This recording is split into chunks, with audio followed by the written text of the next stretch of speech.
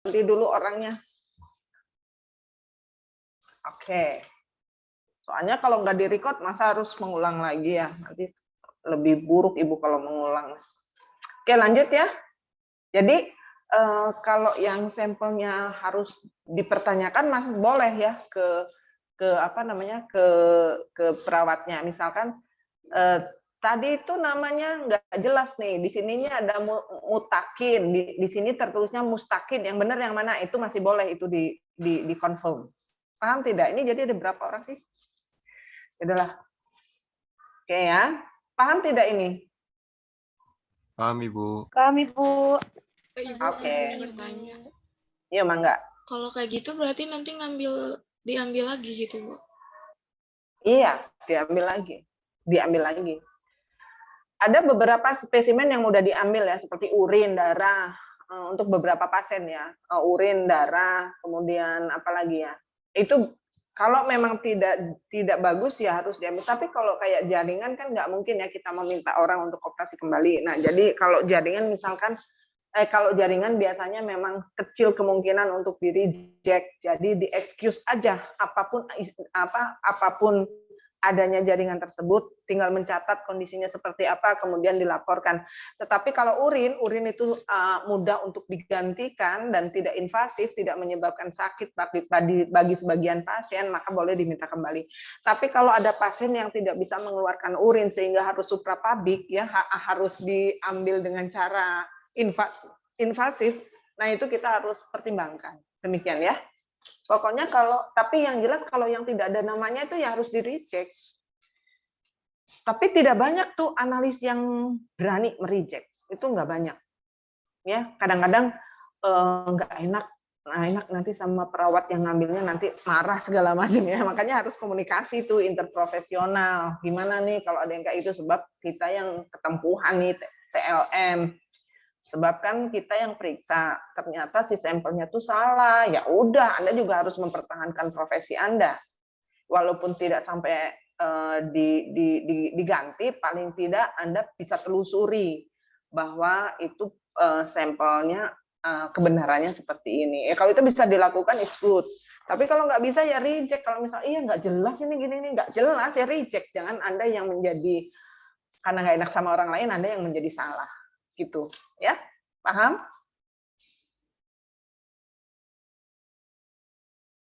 Oke, lanjut ya.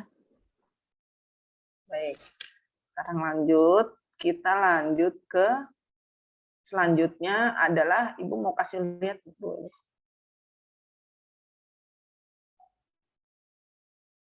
Oke, nah ternyata cara menempel label juga merupakan faktor yang utama ya, karena ternyata menempel label juga bisa merupakan sumber kesalahan atau integritas spesimen yang rendah ya.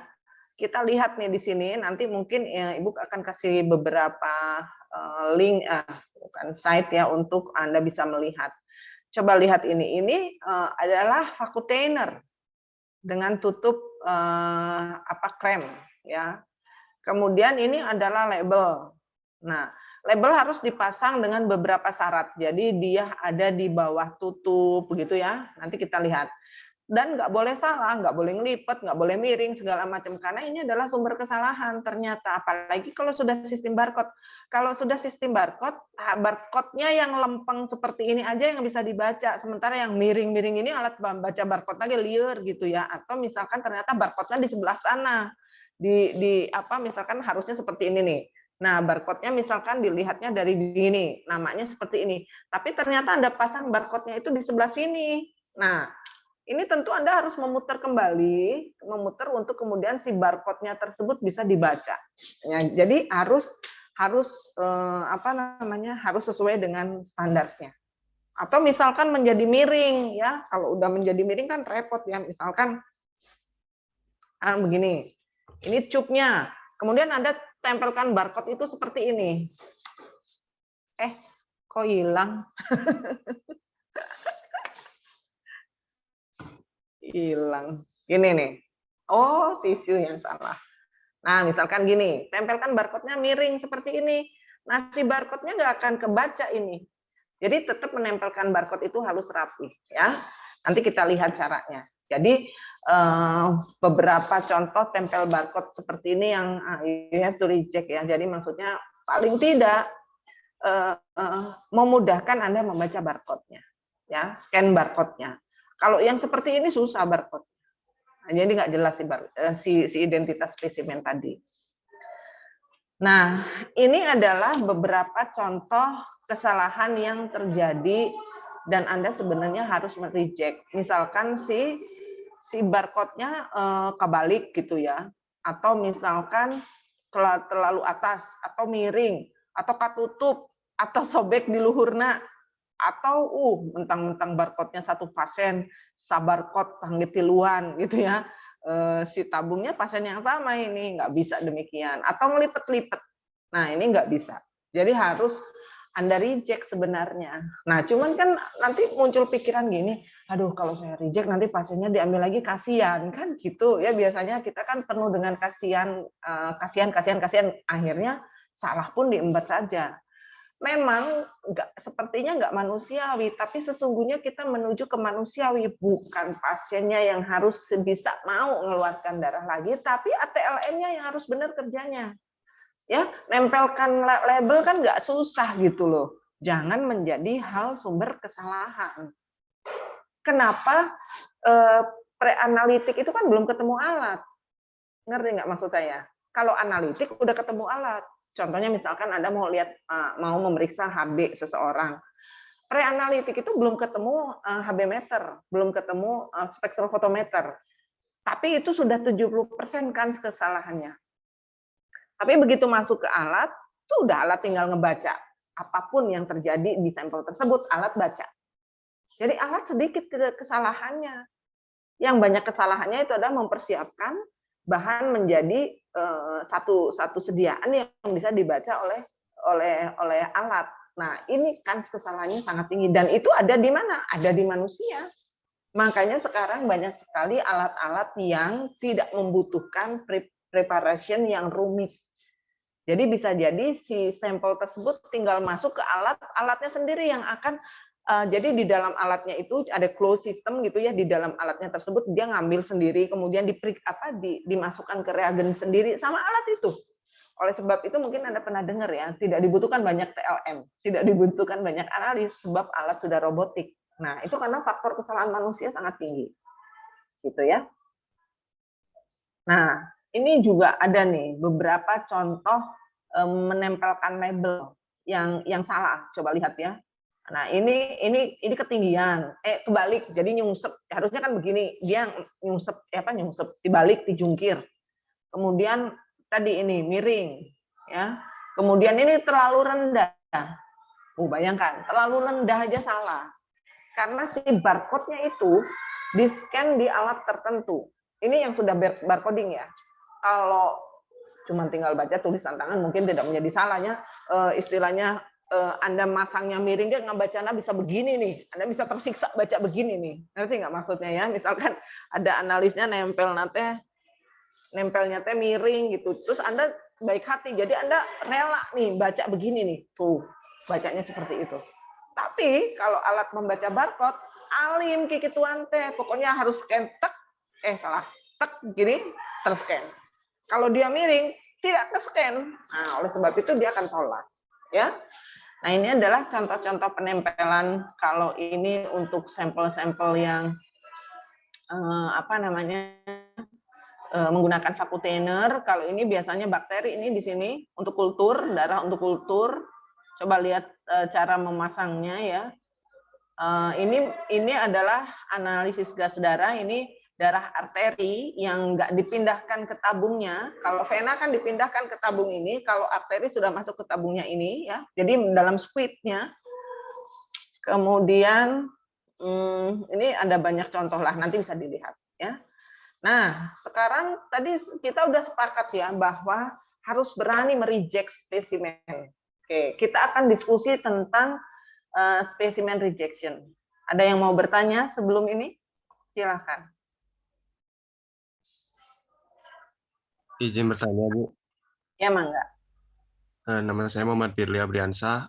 Kalau untuk cara pengajuan reject-nya gimana ya, Bu? Pengajuan reject-nya. Pengajuan reject itu gimana? Maksudnya yang Anda pahami seperti apa? Pengajuan reject itu maksudnya pengajuan ke pasiennya ya, atau ke dokternya? Ke pasiennya.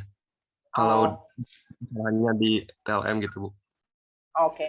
Kalau pasiennya diambil darah di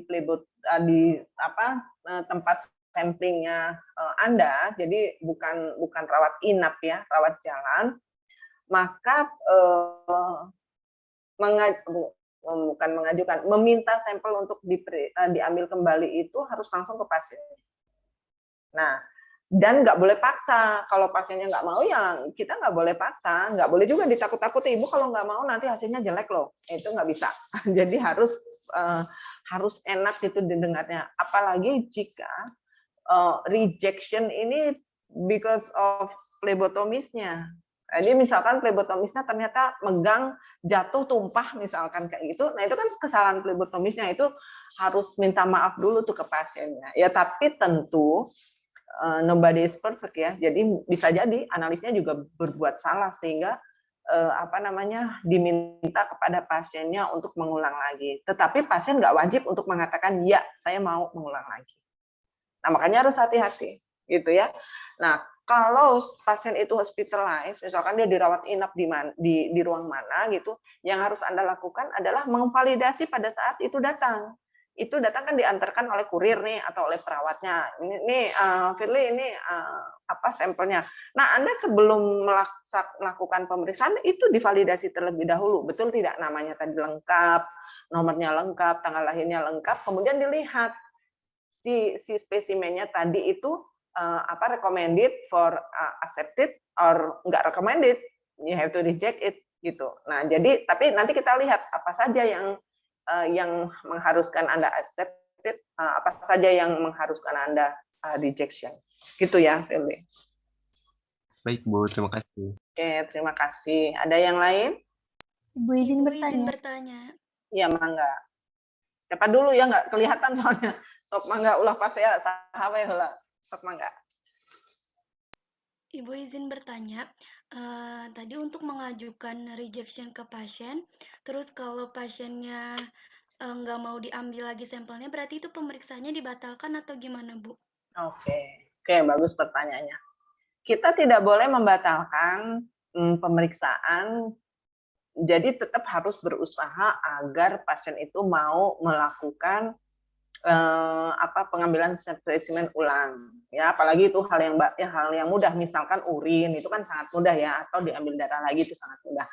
Tetapi jika pasiennya benar-benar nggak mau, maka Anda harus melakukan pemeriksaan dengan sampel yang ada yang tidak berintegritas tinggi, but Anda harus mencatat semua penyebab semua keadaan spesimen yang tidak berintegritas itu. Misalkan spesimennya harusnya 3 mili, ternyata dapatnya harus 1 mili, ternyata dapatnya hanya 1 mili.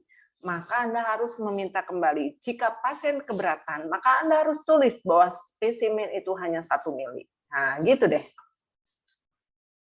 Ya. Jadi tidak ada istilah membatalkan spesimen, kecuali kalau misalkan dokternya yang mengatakan, misalkan udah nggak usah, kalau dia nggak mau dan dia nggak jadi gitu, itu nggak apa-apa, tapi bukan kita yang memutuskan ya. Jadi pemeriksaan itu harus selalu dilakukan. Jika memang sampel itu tidak bisa diperbarui, maka Anda melakukan pemeriksaan menggunakan sampel seadanya, dan seadanya itu harus dicatat apa yang seadanya itu. Jadi Anda harus melaporkan. Gitu ya, siapa tadi yang bertanya, Fari? Syifa Aulianisa, Ibu. Terima kasih. Oke, Syifa, terima kasih pertanyaannya ya, mudah-mudahan paham. Oke, tadi ada lagi yang mau bertanya? Silakan. Ibu izin bertanya. Iya, mangga, sebutkan namanya. Perkenalkan, saya Ulfadila Nurjana dari kelas 1B. Ibu izin bertanya, kalau semisal seorang ATLM ini numpahin spesimen gitu, itu dapat punishment atau kayak gimana ya, Bu? Terima kasih. Iya, bagus ya pertanyaannya.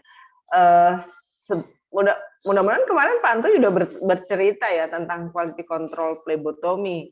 Jadi phlebotomis juga kan manusia ya. Jadi ada apa namanya? Ada faktor-faktor secara psikologis gitu di mana dia tidak sanggup melakukan pekerjaannya dengan baik. Misalkan saja dia lagi sakit atau dia lagi ada masalah atau dia lagi bad mood lah pokoknya, pada saat mengambil darah ternyata gagal. Nah, itu secara quality control phlebotomy itu hanya boleh 2 kali mengulang dengan phlebotomis yang sama ya.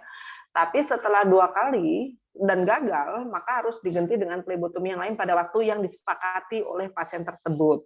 Gitu. Nah, tapi menjadi catatan, misalkan Ulfah ngambil pasien gagal, ngambil pasien kedua gagal, nah itu supervisornya mencatat kali ini Ulfah gagal nih, gitu. Kalau everyday Ulfah gagal, maka dipanggil lah sama si supervisinya, wah kamu tuh kenapa? Gini-gini, enggak apa-apa, ada masalah enggak ini. Kalau udah enggak ada semua berarti emang enggak bisa, jadi harus dilatih, ya. Oke, kalau gitu Ulfa saya kirim ya ke pelatihan biar kamu lebih kompeten begitu.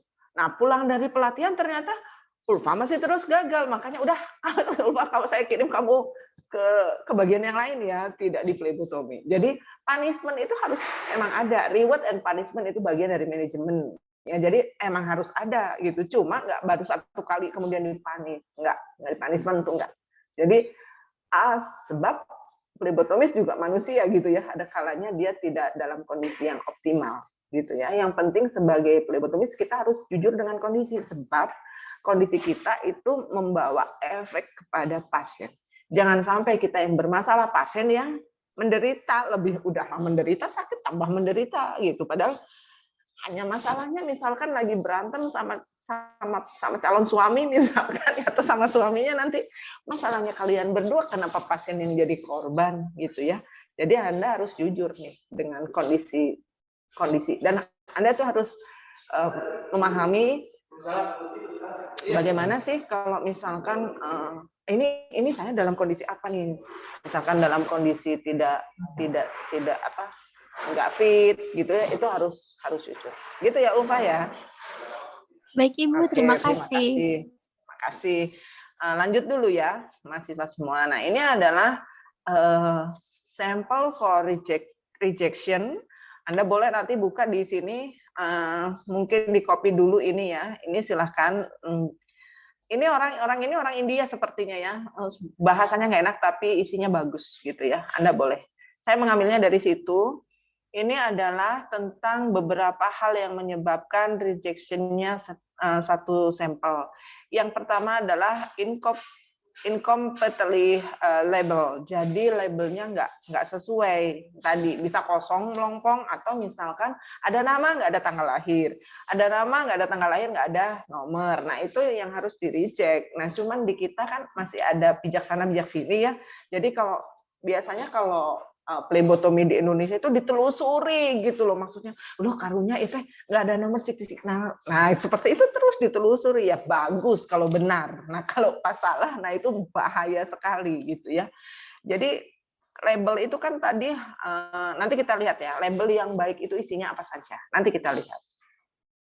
Kemudian yang kedua adalah incorrect container. Misalkan ini untuk bakteri misalkan harusnya steril tapi nggak steril, nah reject tuh ya. Atau jaringan yang misalkan jaringannya besar, kemudian Anda masukkan ke dalam kontainer yang kecil dengan larutan fiksasinya yang minimal, nah itu harus di reject sebenarnya. Di reject di sini adalah bisa dikonfirm ya kalau untuk yang histologi, yang jaringan, atau mungkin dipindahkan ke kontainer yang besar, sebab jaringan nggak bisa invasif sekali ya, nggak bisa kemudian kita minta pasien untuk dioperasi kembali gitu ya. Jadi di reject demikian. Atau yang paling sering terjadi misalkan salah vakuteiner, misalkan harusnya vakuteinernya tutupnya ungu, ternyata Anda memilih tutupnya yang merah, itu sangat berbeda karena yang satu menjadi serum, yang satu menjadi plasma. Nah itu yaitu reject. Nah, kemudian insufficient sample. Insufficient sample itu adalah sampelnya nggak cukup. misalkan harusnya pemeriksaan itu membutuhkan 3 ml, tapi Anda hanya mendapatkan 1 ml, yaitu di reject gitu, karena nggak cukup gitu. Tapi di Indonesia, jangan ngomong-ngomong ya, rahasia. Di Indonesia mah kasus saking bager nanya, udah tahu salah teh, ayo diencerkeun. Padahal salah gitu. Itulah orang Indonesia tuh baik, tapi ini menyesatkan gitu. Yang baiknya tuh menyesatkan. Udah tahu kurang, tapi sama dia diterima saja, terus diencerkan. Anda tahu kan kalau misalkan sesuatu yang diencerkan berarti substansi di dalamnya pasti berkurang, tahu kan gitu. Jadi bagaimana mungkin gitu. Anda aja kalau misalkan punya mau bikin sirup, misalkan sirupnya cuma sedikit, makanya temennya tilu, sedikit ya dimasukin ke dalam 1 gelas, kemudian dikasih air 2 gelas, datang lagi temen yang 1, jadi 3 gelas, tambah lagi 1 gelas, kira-kira manis ente kan gitu. Nah, hilang tuh si manisnya, jadi sama dengan ini juga. Jadi insufficient sample ini harusnya di reject. Tapi boleh nggak Bu, kalau kurang, kemudian kita tambah lagi dengan cara mengambilnya, kan tadi 1 mili Bu, kurang, harusnya 3 mili, boleh nggak saya ambil lagi 2 milinya? Boleh. Boleh ya, jadi yang disebut kurang di sini boleh dilengkapi. Seperti itu ya. Kemudian excessive delay. Nah yang tadi Ibu sampaikan, misalkan pasiennya datang di tepat waktu nih, jam 8, tapi karena Anda mesti arisan dulu, jadi si sampelnya ditoto saja di meja, terus Anda arisan dulu, ngocok dulu arisan nih. Sebentar, 10 menit. Tapi 10 menit itu delay for the sample. Jadi delay yang berkepanjangan itu akan merubah substansi. Apa saja yang dirubah?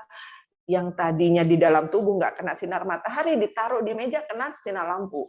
Kena sinar yang berasal dari jendela, walaupun tidak sinar matahari langsung. Nah itu memberikan pengaruh. Suhu yang tadinya di dalam tubuh tuh sehangat tubuh, begitu keluar mungkin terlalu dingin atau terlalu panas, malah merubah isinya.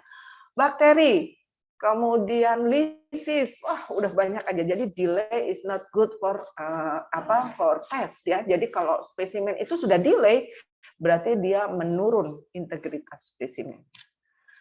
Kemudian ada contaminated spesimen. Nah, contaminated itu apa? Bisa kontaminasi karena cahaya, tadi Ibu sampaikan. Bilirubin misalkan, kalau Anda mau periksa bilirubin, baik di dalam serum maupun di dalam plasma, kena sinar matahari, maka bilirubin akan berubah menjadi biliverdin. Biliverdin nggak bisa direaksikan dengan reaksi yang ada, jadi kesannya bilirubinnya rendah. Padahal bilirubinnya tinggi, cuma berubah semua menjadi biliverdin dan tidak bisa dideteksi sebagai bilirubin. Maka hasil pemeriksaannya adalah bilirubin normal. Padahal hatinya rusak. Ini mah rusak beneran ya, bukan iri dengki dan apa ya, bukan penyakit hati yang itu. Ini mah rusaknyaan gitu ya. Nah, seperti itu. Jadi kontaminasi di sini jangan hanya berpikir tentang bakteri. Yes, bakteri benar. Tapi selain bakteri ada virus, ada parasit, ada udara, ada sinar matahari. Pokoknya semua yang menyebabkan perubahan dari spesimen tersebut sehingga menyebabkan integritas tinggi, that is contamination. Ya, jadi kontaminasi jangan berpikir hanya bakteri saja. Ya, belum lagi kalau debu-debu tutupnya nggak rapat jadi menguap, misalkan, nah itu juga bagian dari kontaminasi. Kemudian suboptimal sampel, misalkan si sampelnya tadi nggak bercampur dengan baik gitu ya, maksudnya yang harusnya misalkan si darahnya dicampur dengan EDTA itu dihomogенkan secara sempurna menjadi tidak lebih sempurna, and terdapat bekuan-bekuan, nah itu juga harus di-reject. Nah, kebayangkan bekuan-bekuan itu kan gabungan dari eritrosit. Misalkan Anda mau periksa HB, HB-nya ada di eritrosit yang mau dilisiskan, eritrositnya nggak gumpal, nggak bisa dilisiskan. Kira-kira HB-nya lebih rendah atau lebih tinggi atau normal? Pasti lebih rendah. Sebab eritrosit yang ngegumpal itu tidak semuanya bisa dilisiskan sehingga menjadi hematin. Nah, seperti itu ya. Kemudian leaking of container, misalkan urinya itu harus tertutup rapat. Ternyata kontainernya pecah, misalkan tutupnya pecah, misalkan, atau siltnya hilang. Nah, itu juga itu juga menyebabkan kontaminasi akhirnya. Jadi kalau lagi-lagi ya di kita, tapi saya nggak tahu di kitanya itu cuma di analis Bandung gitunya. Kalau misalkan ada kontainer urin yang sudah pupus sedikit tuh, alah sayang masih bisa dipakai gitu, padahal itu tuh penyebab kontaminasi, harusnya buang saja ganti ya. Tapi kalau di tempat yang lain itu sudah disposable ya, disposable semuanya.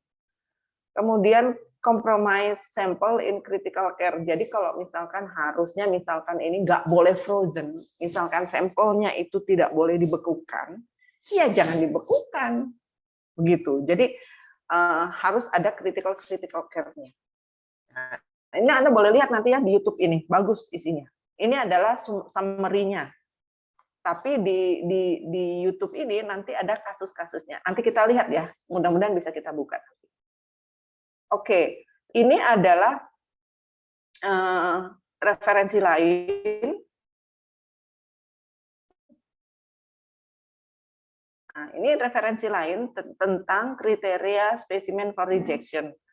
Nah, tadi yang pertama ini sama ya. Ini ada 10 nih. Kita buka satu-satu saja. Ini sekaligus kita praktek ya. Yang pertama adalah unlabeled specimen. Jadi di sini kita katakan, tadi kita sudah tahu bahwa nama pasien dan identitas spesimen is very important untuk integrity spesimen. Jadi kalau misalkan tidak ada barcode-nya, tidak ada labelnya, ya reject, nggak usah pikir-pikir, sayang atau bagaimana, justru kita sedang menyelamatkan pasien. Tetapi yang terpenting adalah bagian plebotomi. Analis yang bekerja di bagian plebotomi itu mesti tertib ini pekerjaan sehingga tidak lagi terjadi. Coba lihat ya di gambar ini. Kalau saya gedein, ini gambar, ini darahnya ada, ya kelihatan ya, darahnya ada, tapi labelnya nggak benar. Kebayang nggak sih darah yang banyak ini harus dibuang? Hanya karena plebotomisnya yang tidak benar bekerjanya sehingga labelnya tidak tertulis dengan rapi di sini. Beda kalau sistem barcode. Kalau barcode dia sistem laboratorium informasi sistem, dia ketik ya di entry data, dia ketik, kemudian tinggal yes akan muncul barcode-nya, tinggal nempel, dia nggak ketik-ketik lagi. Tapi kalau yang belum punya barcode mesin, ini kan harus ditulis dengan manual ya. Nah, ini yang menyebabkan banyak faktor kesalahan. Nah, yang kedua adalah preventing clot. Jadi nggak boleh si darah tersebut ada bekuan. Jadi kalau misalkan Anda mau membuat serum, tadi kan Ibu sudah jelaskan, ambil darah, kemudian masukkan darah ke dalam tabung, biarkan 30 menit, setelah itu sentrifuge. Nanti akan muncul dua bagian yang berbeda. Nanti kita lihat di atas itu adalah serum, di bawah itu adalah corpusculi. Nah, serumnya ini yang kita pakai. Nah, memang harus beku kalau itu. Berarti nggak boleh dikasih anti beku. Anti beku itu apa? Antikoagulan. Siapa antikoagulan itu? Banyak. Salah satunya EDTA, ya, toluol, heparin, ya, banyak. Ya, Anda harus baca. Nanti mudah-mudahan Bu Betty menjelaskan itu. Nah, tetapi ada pemeriksaan yang memang nggak boleh beku. Ya, contohnya di pemeriksaan di hematologi itu menggunakan plasma, jadi nggak boleh beku. Justru harus ditambahkan anti beku atau anti koagulan. Menambahkan saja, ayo kita bermisalkan ya, Anda bikin kopi misalkan ya, yang gampang nih. Anda taruh tuh kopi yang nggak instan ya, Anda taruh tuh kopi tuh di dalam gelas. Terus Anda masukkan airnya. Nah, kira-kira airnya ini kalau Anda minum rasa kopi tidak?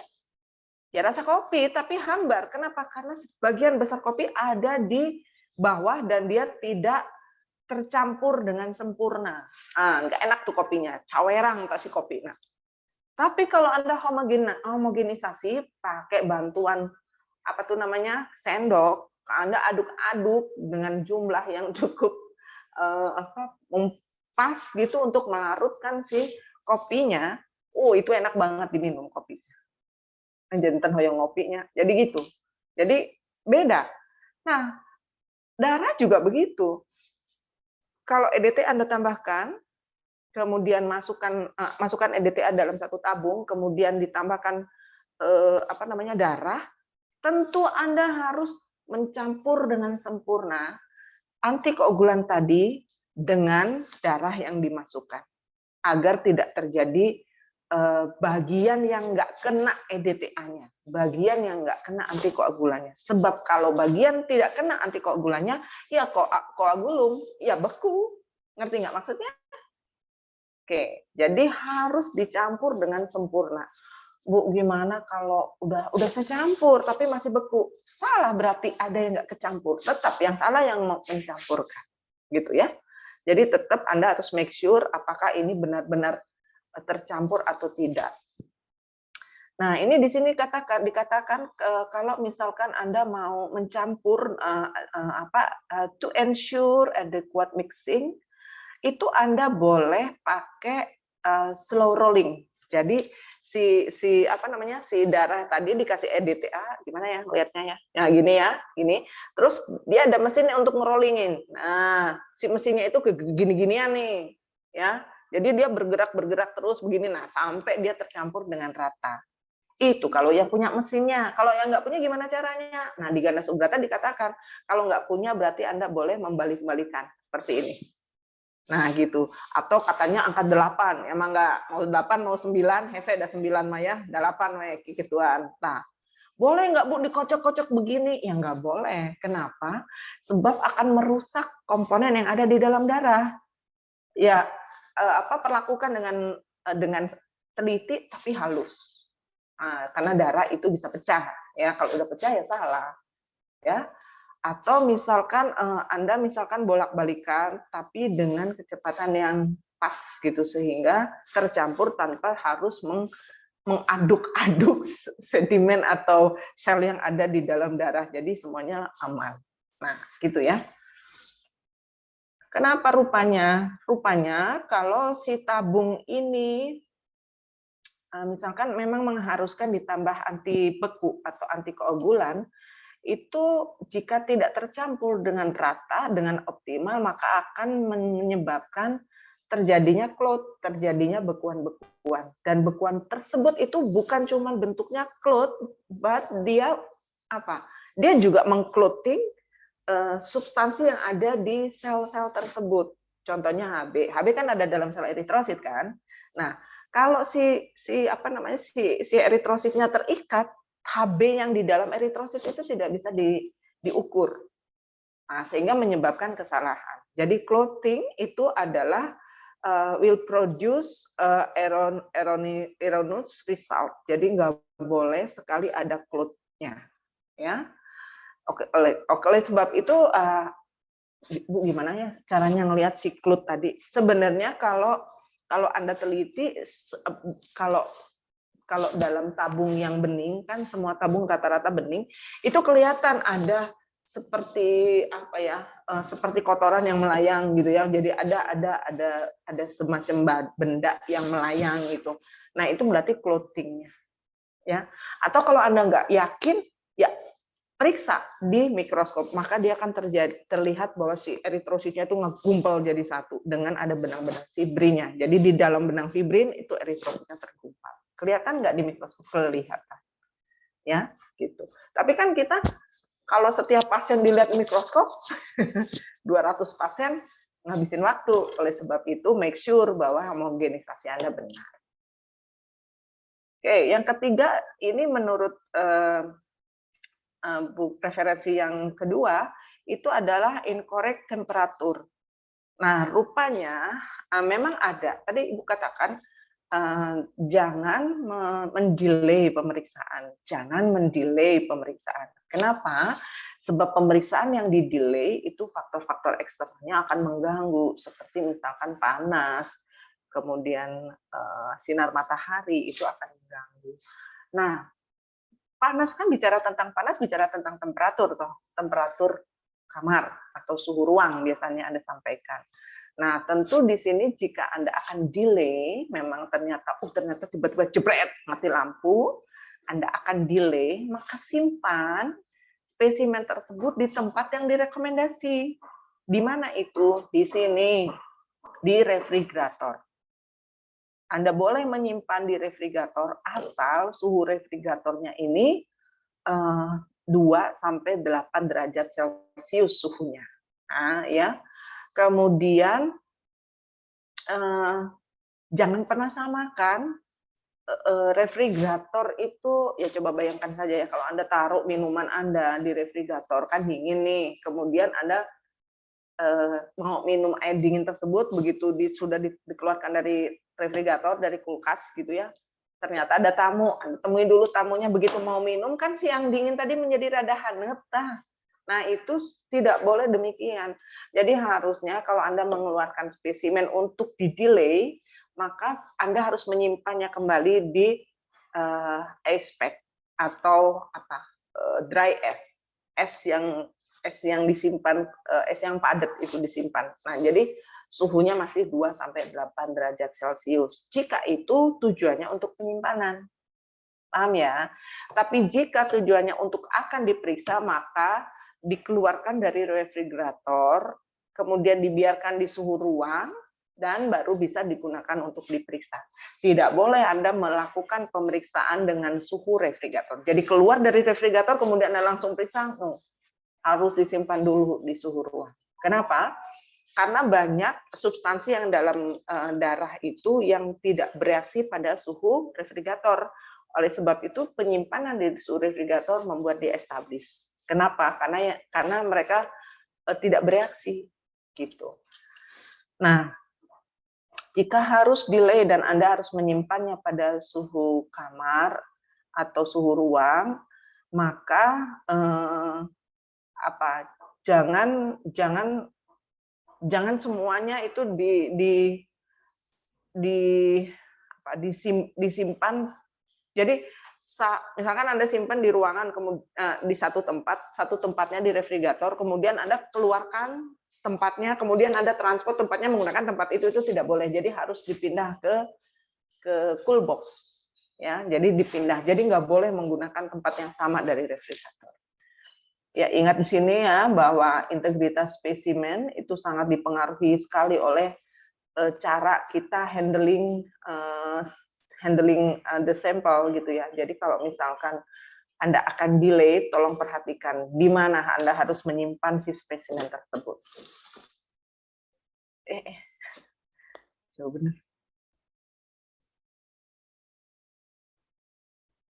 Tadi delay ya. Nah, sekarang habis delay. Nah, storage. Nah, storage ini yaitu penyimpanan tadi, bahwa kalau kita mau mempertahankan atau memeriksa biological material ini dengan benar, maka kita harus menyimpannya dengan benar. Kalau memang kita akan menyimpannya sesaat, berarti kita harus simpan di suhu kamar tanpa dia diintervensi oleh banyak sinar, banyak terbuka, lack of the container, itu nggak bisa. Tapi kalau misalkan Anda akan menyimpannya dalam waktu yang sedikit lama, maybe Anda bisa menyimpannya di refrigerator, gitu ya. Jadi sebenarnya penyimpanan itu banyak ya. Ada penyimpanan suhu kamar, dia cuma disimpan begitu saja. Tapi harus diperhatikan berapa lama dia tahan di suhu kamar. Dan siapa yang akan mengintervensi kalau dia disimpan di suhu kamar. Kemudian bisa menggunakan refrigerator nih. Refrigerator. Nah, kalau refrigerator ini berarti disimpannya lebih lama daripada suhu kamar. Kalau 24 jam nggak bisa disimpan di suhu kamar karena akan terpengaruh oleh lingkungan eksternal. Kemudian di freezer.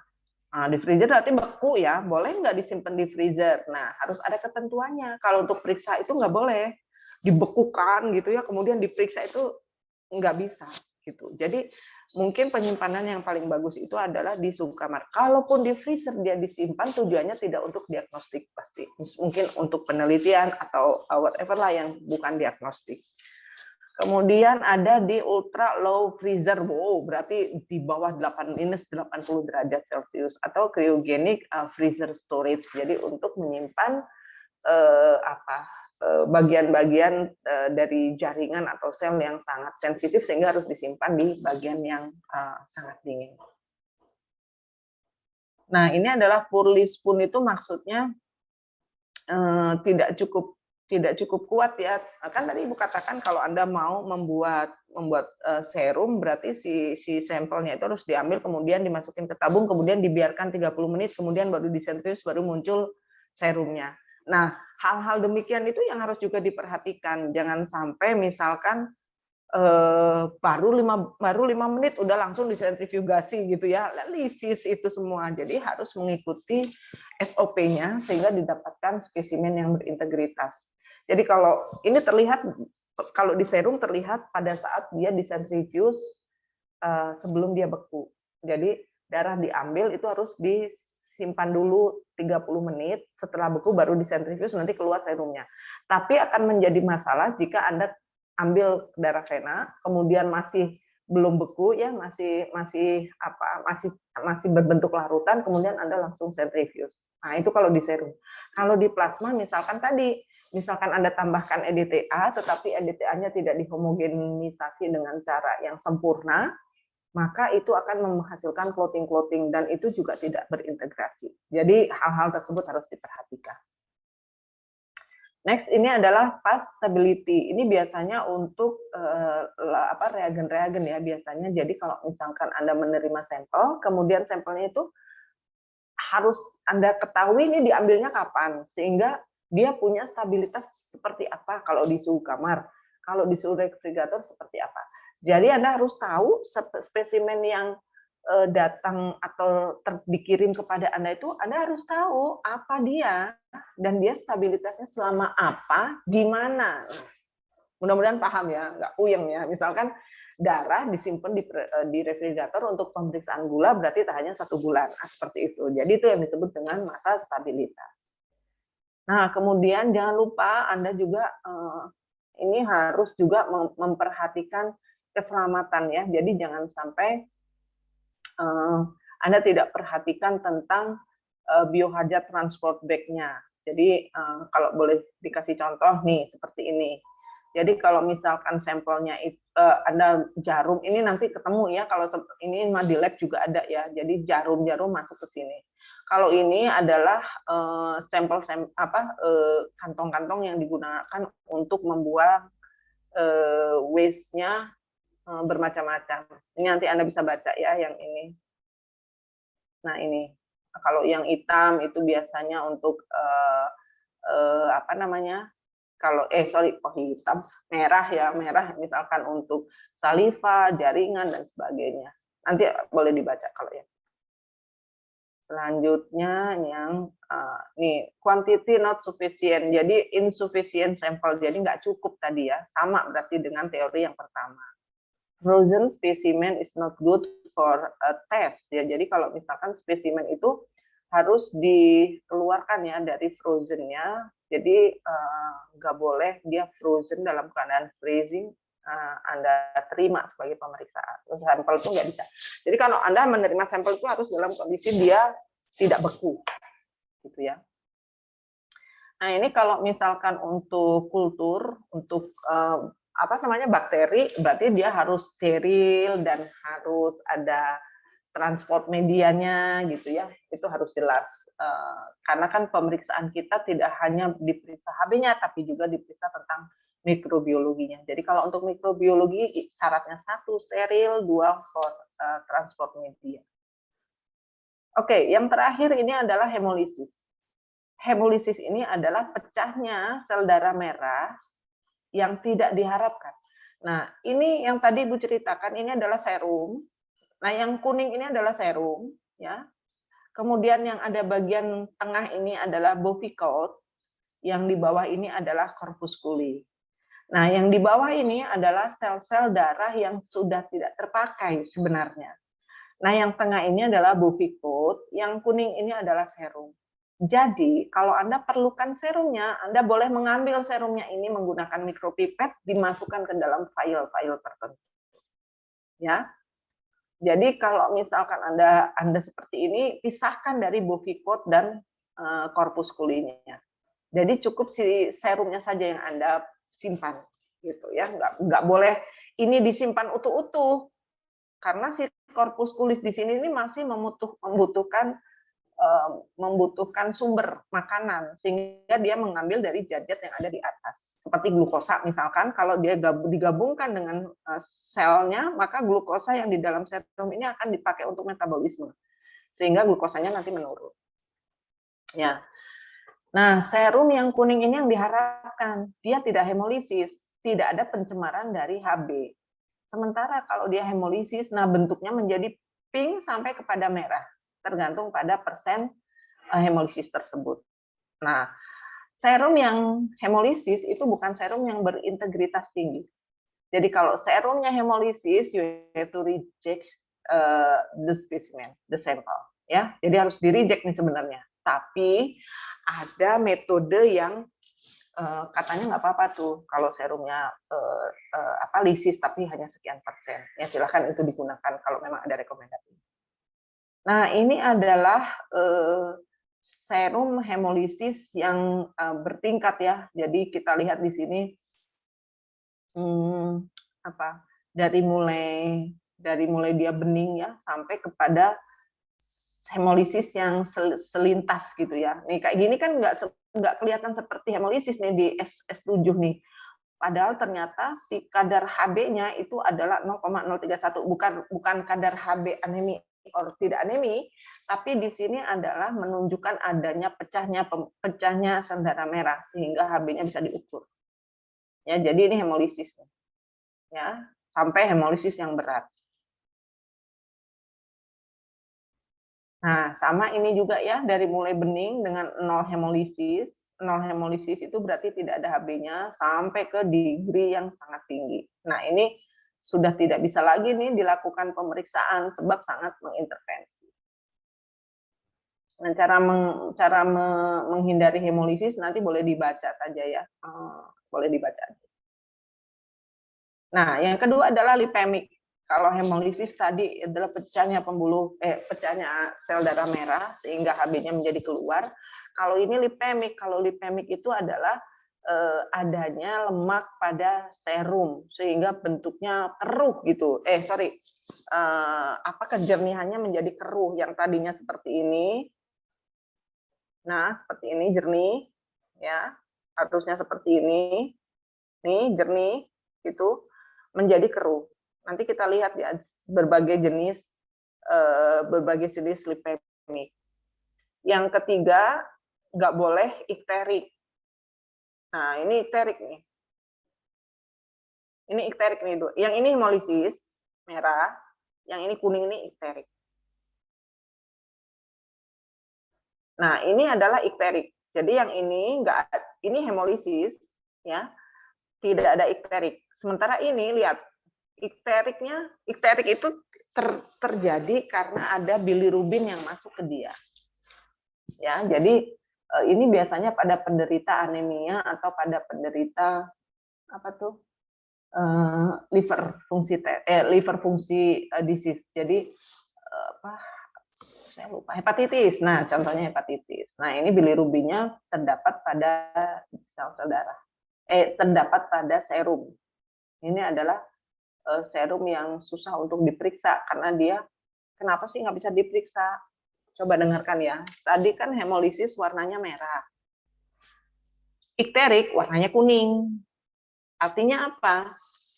Warna merah dan warna kuning tadi kalau diperiksa menggunakan spektrofotometri, dia sudah menghasilkan absorban tertentu tanpa harus direaksikan dengan sampel. Artinya apa? Ini sumber kesalahan. Ngerti? Jadi warna kuning pada ikterik dan warna merah pada hemolitik, itu kalau nggak dikasih sampel aja diukur, itu sudah punya nilai absorbans tertentu. Apalagi dikasih serum. Jadi pada saat serum ikterik ditambah dengan sampel, direaksikan, kemudian diukur, hasilnya menjadi bias. Ini tadi hasilnya serum sendiri, misalkan kita periksa glukosa sendiri atau glukosa plus warna kuning yang ada di sini. Jadi ini sumber kesalahan. Nah, mungkin sementara itu dulu. Ada yang mau bertanya sebelum nanti Ibu kasih lihat beberapa hal yang terkait dengan prakteknya. Ibu, Enggak? Intan Amsia, Ibu izin bertanya, kalau misalnya itu serum itu asalnya darah yang dipisahkan atau bagaimana ya? Ya, serum Terima kasih. itu, ya oke, terima kasih Sinta. Serum itu adalah bagian dari darah yang tidak mengandung sel darah. Serum itu. Jadi tidak ada sel darah merahnya, tidak ada sel darah putihnya, sebab sel darah merah sama darah putihnya tadi terkumpul di ini. Kita lihat lagi ya.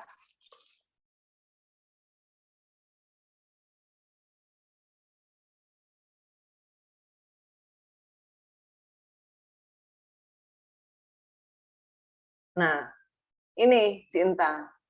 Jadi serum itu adalah cairan yang keluar dari sel. Nah, biasanya isi dari serum itu adalah hampir semua parameter yang kita periksa, seperti glukosa, protein. Ini ada di sini semua. Glukosa, protein, bilirubin, kreatinin, ureum, asam urat. Nah, ini ada di sini semua. Ya. Sementara sel darah merahnya ada di sini. Ini di sini ada sel darah merah, ada sel darah putih, ada trombosit, semua yang padat-padat itu berkumpul jadi satu. Dan ini memang ada bekuan. Kalau beku itu artinya sudah tidak terdapat lagi fibrinogen. Nah, berbeda dengan plasma. Kalau plasma dikasih antikoagulan tadi masih ada fibrinogennya. Ya, jadi tidak beku dia. Nah, kalau tidak beku berarti kalau serum, kalau Anda mau gunakan serum itu nggak boleh keambil nih sel darahnya.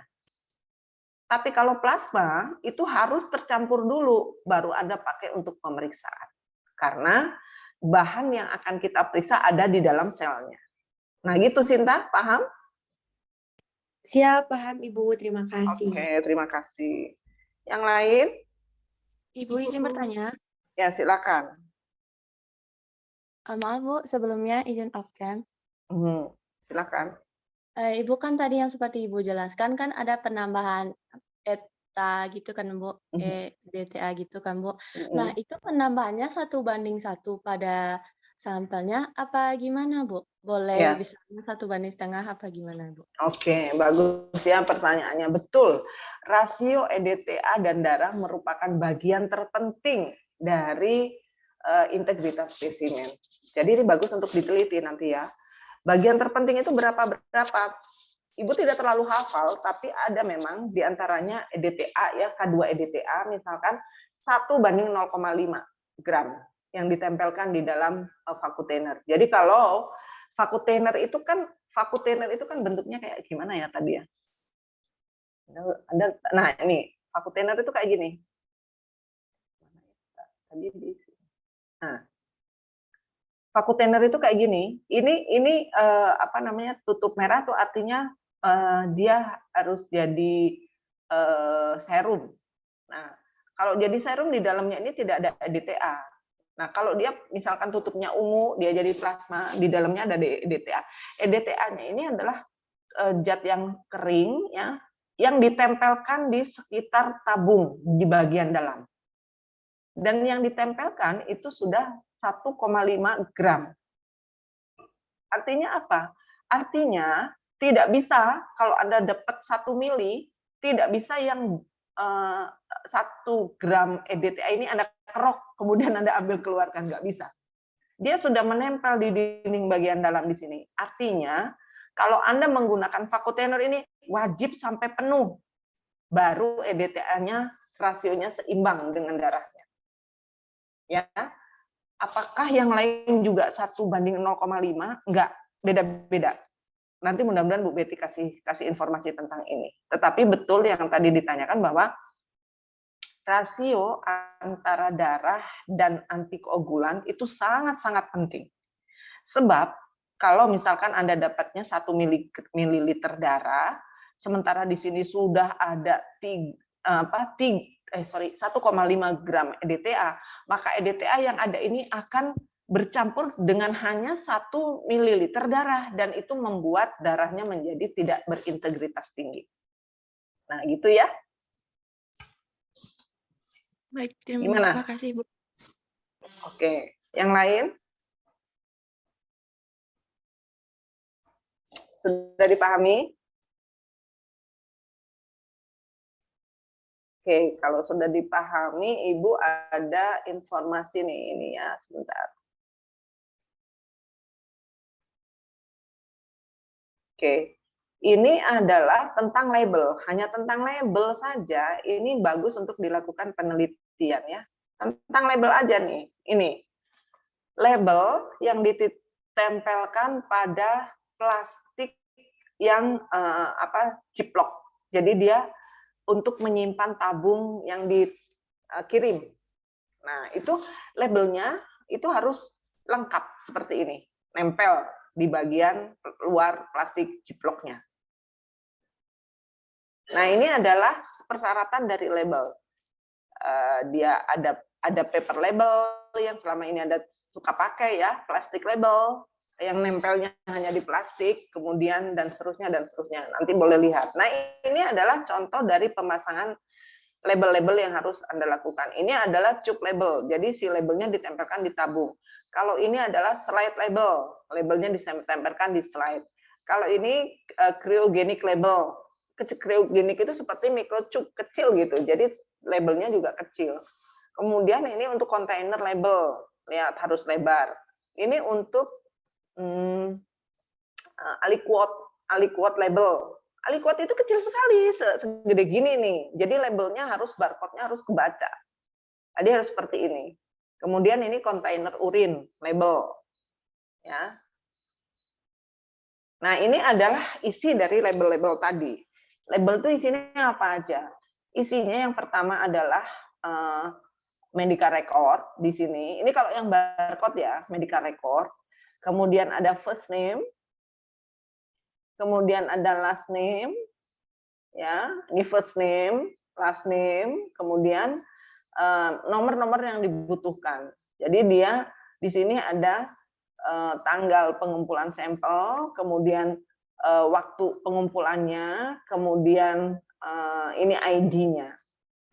Ini barcode-nya. Nah, ini kalau menggunakan barcoding. Si setting dari labelnya itu udah pasti seperti ini. Oleh sebab itu, menempelkan ini nggak boleh kejungkir-jungkir. Ini tetap harus ada di atas, ini harus ada di bawah, barcode-nya harus kelihatan, nggak boleh ngelipet, nggak boleh nyelip, nggak boleh mencong, karena barcode-nya nanti yang akan dicocokkan. Demikian ya. Ada yang mau bertanya?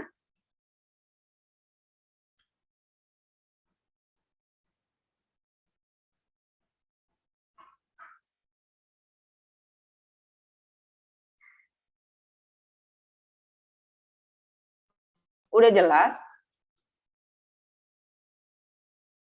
Sudah, Ibu. Ya udah, kalau sudah jelas ini Ibu, tapi mau kasih lihat yang ini dulu ya sebentar ya.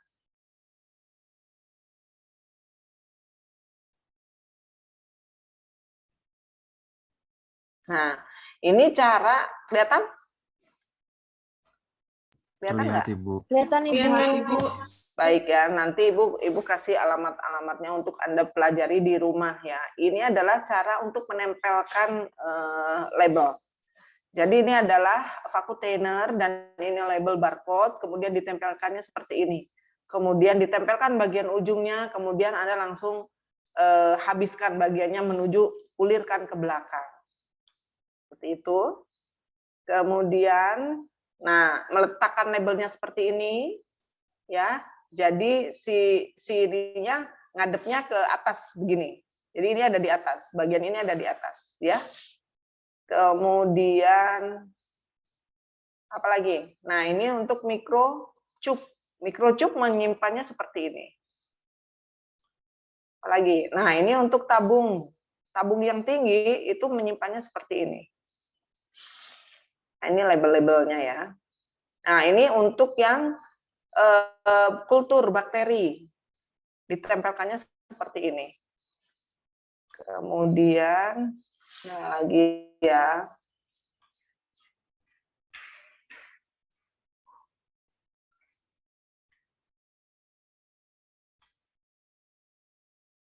Nah ini apa? Coba ternyata ada cup yang kita lihat dari atas ya. Nah ini yang ditulis tangan. Yang ditulis tangan harus ada nama ya, ada tulisannya harus terjelas, jangan tulisan ranking 13 ada tempel di sini. Tulisannya harus terlihat jelas, terbaca jelas, kemudian nomor medical record. Tapi di belakangnya ini masih ada tempat tanggal lahir dan nah seperti ini. Ya, ada dokter pengirimnya juga. Nah, kemudian cara menempelnya seperti ini. Ya. Kemudian jangan sampai nempel ke tutupnya. Ini nggak boleh. Jangan juga kebalik, upside down. Jangan juga muter, keliling jadi muter, ya, apa mengsleh gitu ya. Kemudian jangan menutupi ya, jangan menutupi. Kemudian jangan juga hanya namanya, apalagi kosong, jangan demikian. Ya. Terus mana lagi? Nah, ini adalah beberapa hal yang harus kita lihat ya. Jadi, yang pertama kalau kita mau melakukan validasi itu adalah ini nih, mengidentifikasi pasiennya. Validasi nama, panggil nama, Ulfah gitu. Kemudian tanyakan nama lengkapnya siapa Bu Ulfah. Nanti pasien yang akan mengatakan Ulfah Adila Nurjana. Jadi seperti itu ya. Kemudian harus to close ya, jangan jutek sama pasien ya. Ini harus sedekat ini ya, tapi bukan berarti akrab pisan ya. Tidak demikian. Kemudian di sini ini udah masuk ke dalam vena puncture, jadi ngelihat vena-venanya, kemudian jelaskan Anda mau ngapain gitu ya. Kemudian jangan lupa siapkan label yang barcode demikian. Kemudian jangan lupa untuk memilih vakutainernya. Nanti Bu Betty akan menjelaskan. Kuning ini untuk apa? Merah tuh untuk apa? Ungu tuh untuk apa? Ya, tempel label. Nah, kemudian jangan lupa untuk menjadikan posisi label ini untuk bisa dibaca. Ya. Nah, seperti ini yang bagus. Kemudian jangan lakukan yang tadi, nempelnya ke atasan, ke bawahan, melingkar, kemudian murilit, nggak boleh ya. Hindarkan semua itu. Nah, kemudian ini coba lihat identifikasinya sangat jelas. Ada nama, ada rekam medik, ada tanggal pengambilan, ada dokter mengirimnya, ada siapa yang mengumpulkan. Coba ya label sekuprit ini itu informasinya sangat banyak. Jadi nggak boleh Anda lewatkan. Nah, mungkin itu ya. Kalau yang lipemik, mana tadi lipemik?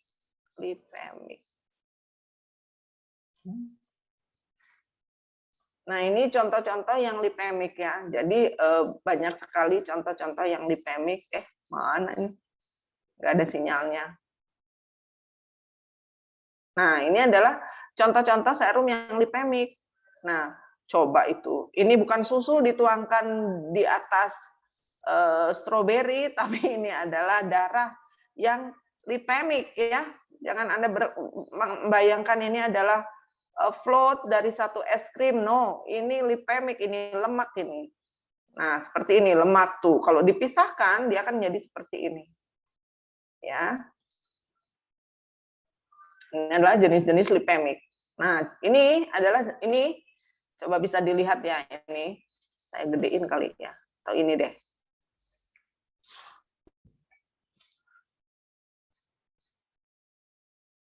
Ini, nah,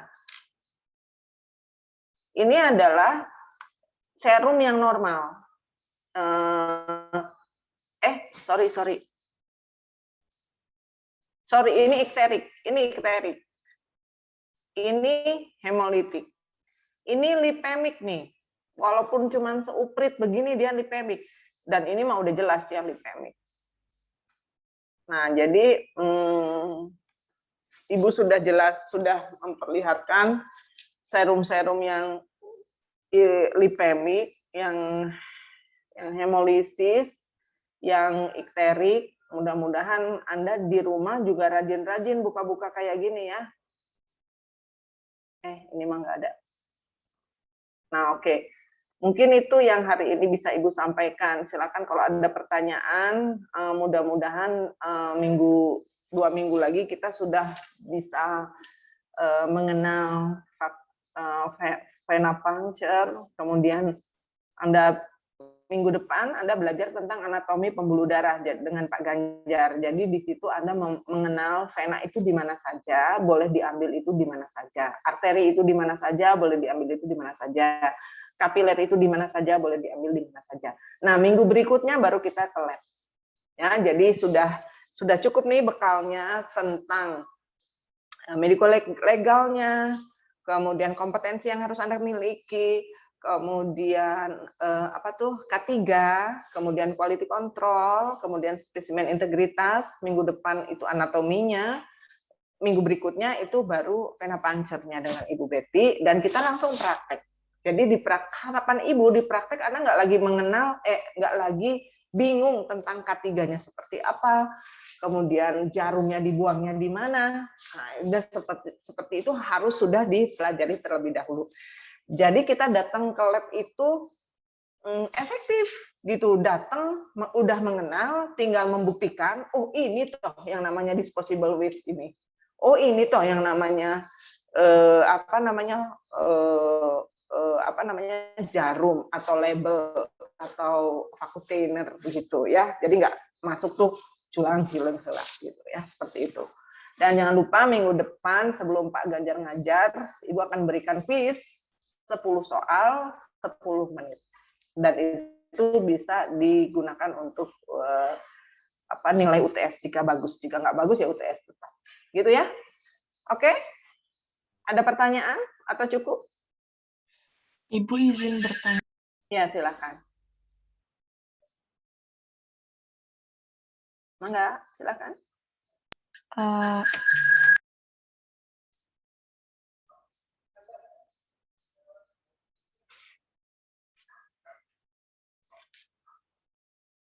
Matikan salah satu device-nya.